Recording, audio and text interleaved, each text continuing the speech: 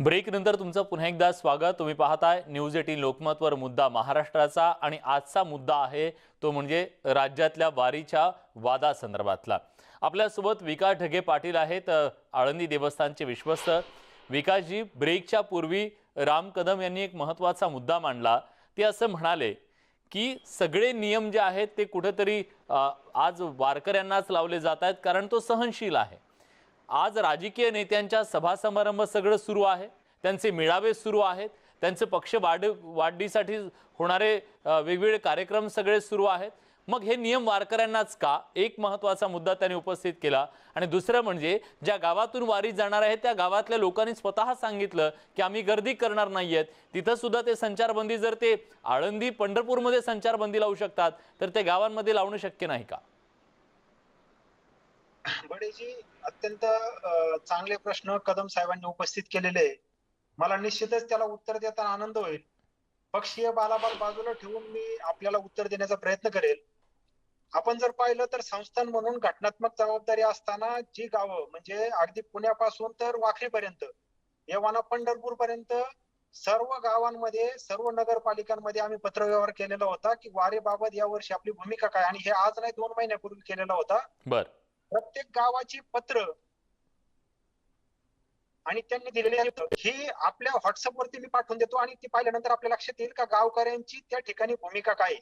बरं, मी आता जाहीर त्याचं प्रकटीकरण संपूर्णरित्या टाळल असे नाही, थोड्या फार प्रमाणात आपल्याला सांगतो की 2 गावं सोडली त्यांनी तटस्थ भूमिका घेतलेली होती। इतर सर्व गावांनी संस्थांना सुचवलेलं होतं की गेल्या वर्षी ज्याप्रमाणे वारी झाली त्याच धर्तीवरती वारी व्हावी। बरं, आता वारकऱ्यांची किंवा संस्थांची भूमिका पायी वारीची असल्यामुळे आम्ही ती पत्र, जो काही त्यांनी पत्रव्यवहार आमच्या बरोबर केलेला होता तो पत्रव्यवहार आज तागायत, कदाचित आज आपल्या चॅनलला कदाचित ती पहिली आम्ही पाठवून देऊ की नेमकी पत्र काय आहेत त्यातली उत्तर काय आहेत। प्रत्येक ग्रामस्थांनी, प्रत्येक गावातल्या सरपंचांनी, नगराध्यक्षांनी, सीओनी मागणी अशी, विनंती अशी केली होती की दरवर्षीचा पालखी सोहळा आम्ही आनंदाने या ठिकाणी स्वागत करतो, परंतु या वर्षी आमच्या गावामध्ये एवढे पेशंट आहेत आणि या पेशंटच्या धर्तीवरती आम्हाला आमच्या नागरिकांची, गावातील नागरिकांची काळजी असल्यामुळे आपला जो पायी पालखीचा आग्रह आहे तो आम्ही त्याला विरोध करतोय, अशा पद्धतीचा तो पत्र नाही, पण त्याच्यात तुम्ही किती लोक पायी वारीत सहभागी होतील हे सांगितलं होतं की दरवर्षी जशी निघते आतापर्यंत अनेक शतकांपासून जशी वारी निघते तशी निघणार आहे म्हणून सांगितलं होतं। सांगतो ना, पत्रच असं पाठवलेलं होतं की दरवर्षीच्या पालखी सोहळ्याप्रमाणे आपल्याला सोहळा करता येणार नाही, परंतु प्रातिनिधिक सोहळ्याचं स्वरूप कसं असावं याबाबत आपल्या गावकऱ्यांची, आपल्या गावाची भूमिका संस्थानला करावी, जेणेकरून संस्थानला त्याबाबत निर्णय शासनाकडे मांडत असताना भूमिका सोपं जाईल। आणि त्याबाबतचा पत्रव्यवहार सगळ्यात झालेला आहे। कदम साहेबांनी कदाचित ते पाहिलेलं नसेल आणि त्यामुळे त्यांनी ते स्टेटमेंट केलेलं असेल। मी कदम साहेबांना सुद्धा ते पुरवू शकतो। राहिला दुसरा मुद्दा, आपण दुसरा जो मुद्दा मांडलेला होता की वेगवेगळ्या सभा होतात, वेगवेगळे इलेक्शन होतात। आपले अगदी ताजं उदाहरण आपण जर घेतलं तर पंढरपूरच्या इलेक्शनचं आहे आपल्या समोर। पंढरपूरला इलेक्शन झाल्यानंतर पंढरपूर मधले जे पेशंट होते ते किती मोठ्या प्रमाणात त्याचा ते वाढले हे सुद्धा आपल्या सगळ्यांना येते। आणि अशा धर्तीवरती पालखी सोहळा जात असताना मी पहिल्याच याच्यात नमूद केलेलं होतं की पालखी बरोबर जाणाऱ्या वारकऱ्यांची सरकारला काळजी नाहीये, किंवा काळजी म्हणण्यापेक्षा त्या हेतूने त्यांना चिंता आहे त्यांच्या दर्शनासाठी येणाऱ्या भाविकांची, आणि त्या भाविकांवरती बळाचा वापर करता येणं त्यांना अवघड होतं। पण सर, आता मला सांगा, पंढरपूरमध्ये आपण संचारबंदी लावलेली आहे, आतापासून लावली आहे। आळंदीमध्ये आपण लावलेली आहे संचारबंदी, आतापासून लावलेली आहे। मग हा बळाचा वापरच आहे ना एक प्रकारे, नियम लावले म्हणजे। संचारबंदी त्या ठिकाणी लावलेली आहे, 2च गावांना संचारबंदी आहे, आळंदी, देहू किंवा ज्या गावांमध्ये सोहळा निघतोय आणि ज्या गावामध्ये जाईल त्या ठिकाणी।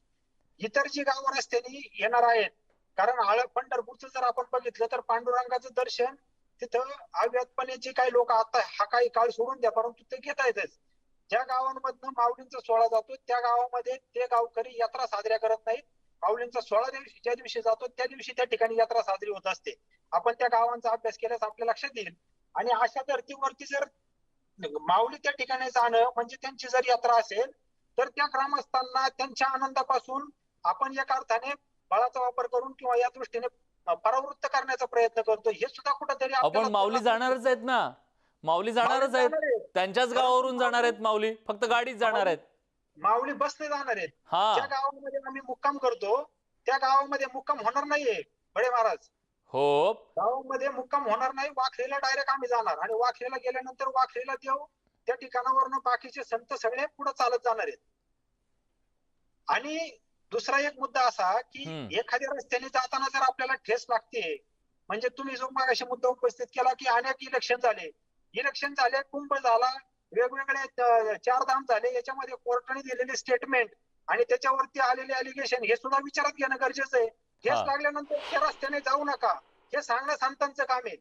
ठेस लागल्यानंतर पर्यायी मार्गाचा अवलंब करा हे सांगणं संतांचं काम आहे. आणि त्याच धर्तीवरती ह्या सगळ्या संत मंडळींनी बसून विचार करून हा निर्णय जो शासनाने घेतलेला आहे त्याला अनुकूलता दर्शवलेली आहे. कोणी एक व्यक्ती जर म्हणत असेल किंवा वेगवेगळ्या माध्यमातून त्याला जर हे करण्याचा प्रयत्न करत असेल तर मला असं वाटतं की वारकरी निर्णय आपल्याला 3 स्पष्ट सांगा विकासजी, स्पष्ट सांगा. या निमित्तानं एक व्यक्ती म्हणताय बंडा तात्या कराडकर यांनी थेट इशारा दिला राज्य सरकारला. बंडा तात्या कराडकरांचं चुकतंय का? जेव्हा आज राज्यामध्ये डेल्टा प्लसचे रुग्ण वाढतायत, अनेक निर्बंध लावले गेलेत. आजपासून तर 4च्या नंतर आता दुकानं उघडी ठेवायला परवानगी नाहीये, 5 नंतर सर्वसामान्यांना बाहेर पडवायची परवानगी नाहीये. अशा वेळी चालत जाण्याचा आग्रह धरणं आणि सरकारला इशारा देणं हे चुकीचं आहे का? सरकारला इशारा देण्याबाबत मी काही वक्तव्य करू शकत नाही, परंतु वारकऱ्याचं आणि समाजाचं हित विचारात घेता आपण चालत जात असताना आपल्या मागे जो समाज येणारे दर्शनासाठीच्या माध्यमातून चालत जाणाऱ्यांची आम्हाला कधीही काळजी नाही. त्यांच्याबद्दल आम्ही म्हणजे निसंदिग्धपणे सांगू शकतो की तो व्यवस्थितच जाणार आहे, परंतु त्याच्या दर्शनासाठी येणारा जो समाज आहे त्याची आम्हाला चिंता आहे.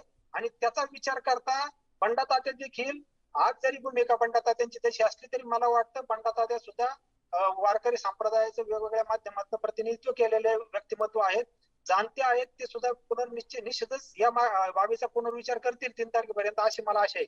ठीक आहे. राम कदम आता आपल्यासोबत जोडले गेलेले आहेत, आपण पुन्हा त्यांच्याकडे जाऊया. राम कदमजी, एका बाजूला स्पष्टपणे त्यांनी सांगितलं की तुम्ही जे दाखले दिले की गावकऱ्यांचं असं म्हणणं आहे की ही वारी झाली पाहिजे, पायी वारी झाली पाहिजे. ते असं म्हणतायत, त्यांचे दावे असे आहेत विश्वस्त म्हणून की त्यांनी जेव्हा विचारलं या गावांना तेव्हा सांगितलं की त्यांनी नाही, ही वारी पायी काढू नका असं त्यांनी सांगितलेलं आहे. आणि पुन्हा ते असं म्हणतायत की एकदा ठेच लागल्यानंतर पुढच्या वेळेस खरं तर त्याच्यातून शहाणपण शिकलं पाहिजे. मग आता अशा परिस्थितीत डेल्टा प्लस वाढत असताना हा आग्रह धरणं कितपत योग्य आहे? विलासजी, माझ्या अगोदर जे विश्वस्त बोलत होते त्यांच्याबद्दल मला नितांत आदर आहे. आध्यात्मिक क्षेत्रात त्यांचं काम मोठं आहे. पण आपण आपला IBNचा जर कॅमेरा महाराष्ट्रातल्या वारकऱ्यांकडे जर फिरवला आणि त्यांची मनातली खदखद जर आपण विचारली तर ती जी खदखद आहे ती खदखद या ठिकाणी मी व्यक्त करतोय. आमचे आध्यात्मिक आघाडीचे प्रमुख आचार्य तुषार भोसले त्यांनी व्यक्त केले. अनेक प्रमुख संत समाज हा राज्यपालांना देखील जाऊन भेटला आणि बंडा तात्या जे बोलता आहेत ती देखील महाराष्ट्रातल्या वारकऱ्यांची खदखद आहे. आता नगरपालिकेचा ठराव, आता नगरपालिकेचा CEO, मी व्यक्तिविशेष बोलणार नाही, पण सरकार जे ठरवेल तोच ठराव नगरपालिकेच्या CEO कडून येतो हे आपल्याला ठाऊक आहे. तर त्याच्यामुळे वारकऱ्यांची भूमिका ही पूर्णपणे वेगळी आहे. आणि त्या ठिकाणी सरकार जबरदस्ती करून बस मधून जे मुघलांच्या काळात घडलं नाही, जे जुलमी कालखंडात इंग्रजांच्या काळात घडलं नाही ते आता घडलंय. आपण अतिशय उत्तम मुद्दा मांडला की जर आळंदीत आणि पंढरपूरमध्ये तुम्ही संचारबंदी लावता तर ज्या ठिकाणून 50 लोकांची पायी वारी चालले त्याच्या बाजूला करा ना तुम्ही 100 लोकांची पोलिसांची फौज उभी. आम्ही त्याला नाही अडवत. फक्त जी वर्षानुवर्षाची परंपरा आहे, जी वारकऱ्यांची मनातली इच्छा आहे त्याला तुम्ही का दाबता? आम्ही म्हटलंय का की 10 लोकांची वारी होऊ द्या? अजिबात म्हटलं नाही. आम्ही म्हटलंय का या गावात मुक्काम त्या गावात मुक्काम? अजिबात म्हटलं नाही. आम्ही फक्त एवढंच म्हणतो आहोत, जे तुम्ही बसमध्ये म्हणतात ते वारकऱ्यांचं म्हणणं आहे म्हणून आम्ही मांडतो की पायी जाऊ द्या. सरकार त्यालाही नाही म्हणतं.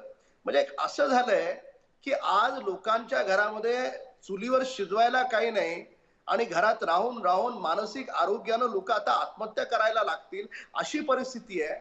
आणि त्या परिस्थितीमध्ये हे सरकार लॉकडाऊनवर लॉकडाऊन करते, 1 रुपयाची मदत करायला तयार नाही. मगाशी जे तुम्हाला म्हणालो विलासजी, एवढी दारुण परिस्थिती आहे, त्या रिक्षावाल्यांना 1500 रुपये जे देणार आहे सरकार, अजूनपर्यंत किती लोकांना रिक्षावाल्यांना मिळाले हो खरं सांगा?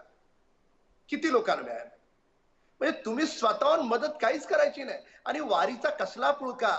मागच्या बसने जेव्हा वारी केली गेली, आमच्या वारकरी शांत राहिला.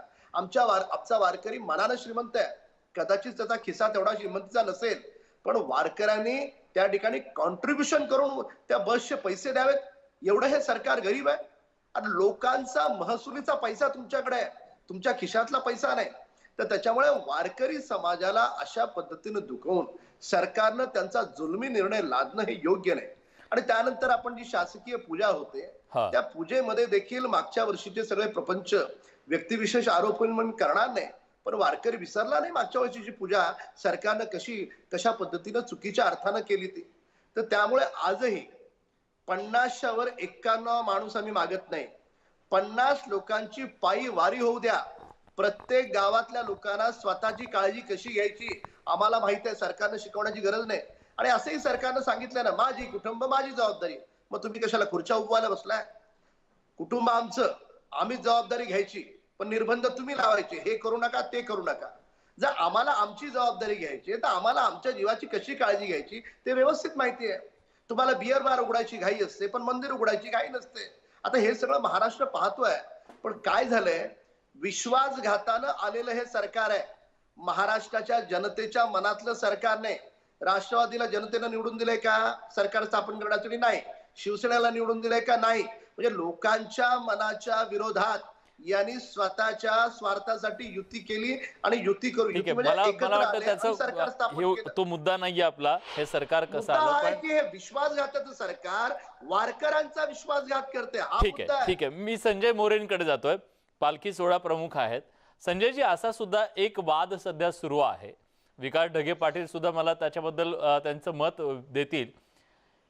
जे विश्वस्त आहेत ते सरकारची ओढण्याचा प्रयत्न करतायत, कारण त्यांच्या नियुक्त्या बहुतांश या सरकारी पातळीवर झालेल्या असतात.